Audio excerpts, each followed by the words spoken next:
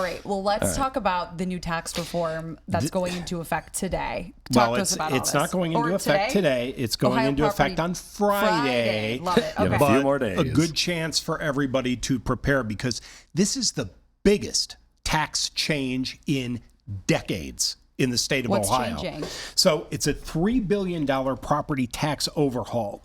It goes into effect on Friday, and it's a major reform. So you know that if you own a house and you live in the house, it is an owner-occupied house. Therefore, this is great news because they're going to see the credit on their taxes for their primary residence. Get this, 2.5% now, going to 15.38% over the next 4 years. That's a massive savings if you own and live in your own house.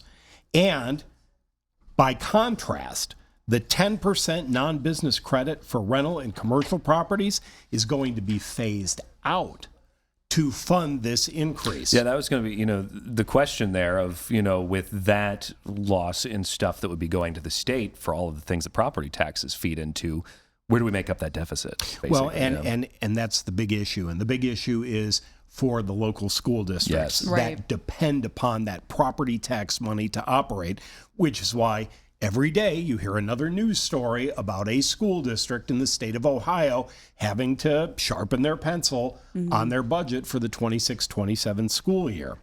The neat thing about this is that the rollout is staggered. So this summer, the first round of savings and retroactive charges will appear on your second half tax bill. Okay.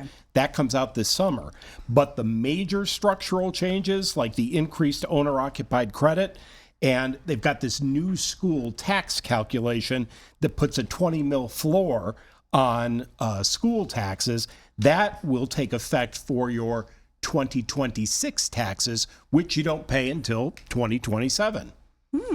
And it's complicated. It sounds complicated. And it's a lot to consider, but it's good news for the homeowner. It's not good news for the school district, and that's the crux Who's of already the still issue. trying to make up for the loss from the state budget from last year. Well, sure. Right. And that means, uncomfortable position. we were talking about sports with Tyvis earlier. That means pay to play is going to increase.